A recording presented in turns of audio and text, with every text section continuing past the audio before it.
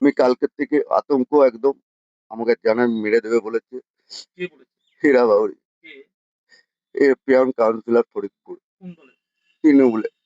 কেন মারবে কেন বলেছে? ওই আমি তুলা দিচ্ছি না, 3 মাস ধরে বন্ধ করে দিয়েছি। আজকে 3 মাস আমাদের রন্টু পার্টি এসছে। আমি লক্ষণদার কাছে আমি গেছিলাম আমার নিজের পার্সোনাল কাছে, কোনো কারো বিরুদ্ধে যায়নি। ও বলেছে, কালকে এসে বলছে তুমি লক্ষণদার অফিসে গেছো, তোর বাপ বাঁচি নেবে, দেখে নেবো। এরকম হুমকি দিচ্ছে, আমি কি করে বাঁচবো? কি করবেন এখন? আমি সাহারা চাইছি আইনের পথে। কি বলছে এসে? এসে বলছে তুলা দিতেই হবে, নাহলে তোকে ব্যবসা করতে দেবো না। কে বলছেন এটা? এটা হীরা বাউরি। পার্টি করেন? না, এখন কোনো পার্টিতে নাই। আগে কি ছিল? আগে তৃণমূলে ছিল। এখন কোনো পার্টি? না, এখন কোনো পার্টিতে নাই। তৃণমূলের কাউন্সিলর দাপিয়ে বেড়াচ্ছে? দাপিয়ে বেড়াচ্ছে এরকম দীর্ঘদিন ধরে, আজকে 2 বছর ধরে চলেছে। 3 মাস দিনেই এই কারণে আমার উপরে অ্যাটেক। কত টাকা করে দিচ্ছে? 10,000 টাকা করে নিত। কত গাড়ি চলে এখানে? এখানে 40টা গাড়ি চলে। না দিলে? 6টা মালিক আমরা। না দিলে কি করতে? না দিলে গাড়ি বন্ধ করে দিত।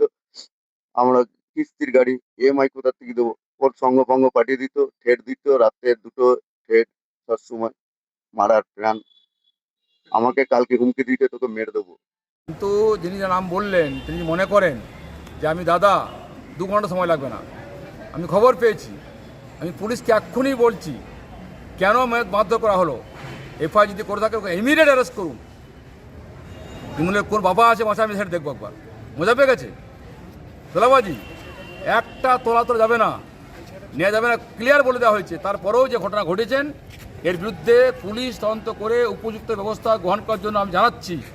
পুলিশ ব্যবস্থা গ্রহণ না করে তাহলে কী করতে হয় সেটা আমি পরে দেখা, সিপি থেকে আরম্ভ করে আছেন, বসে আছেন, মানে মুখ্যমন্ত্রী নির্দেশে আমরা কাজ করছি যে অন্যায় কাজ যদি করেছেন তার শাস্তি পেতে হবে।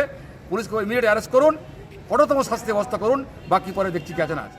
কোনো মারধর হয়নি। আরও ওখানে মানে অ্যাম্বুলেন্স ওনাররা ছিল, তাদেরকে জিজ্ঞেস করেন। আর তোলা জিন্দিগিতে ও তোলা দেয়নি, আর তোলা আমার দরকারও নেই। যারা রাত্রেবেলায় দিনের বেলায় সাধু সাজে আর রাত্রেবেলায় মেয়ে সাপ্লাই দেয়, মেয়ের ব্যবসা করে, সেই সব লোকের কাছে আমার টাকা পাবনা কি কোনো ইয়ে নেই। ঠিক আছে, কি বলবে যে অভিযোগটা করছেন? পুরোপুরি মানে মিথ্যা, পুরোপুরি মিথ্যা। এবং ঝামেলাটা হয়েছে, তর্ক বিতর্কটা হয়েছে, আমাকে বাউরি বলে গালাগালি করেছে এবং বাউরি বলে আমাকে জাতকে নিচু দেখানো হয়েছে বলে কথাবার্তা বলা হয়েছে বলে আমার ছেলেদেরকে, সেই ক্ষেত্রে আমি ওকে বলেছি।